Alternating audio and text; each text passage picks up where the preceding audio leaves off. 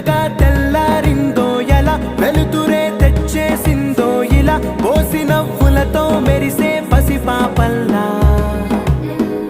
చేదతో బావులలో గలగల చెరువులో బాతుల ఈతల కళ చేదుగా ఉన్న వేపను నమిలే వేళ చుట్ట పొగ మంచుల్లో చుట్టాల పిలుపుల్లో మాటలే కలిపేస్తూ మనసారా మమతల్ని పండించి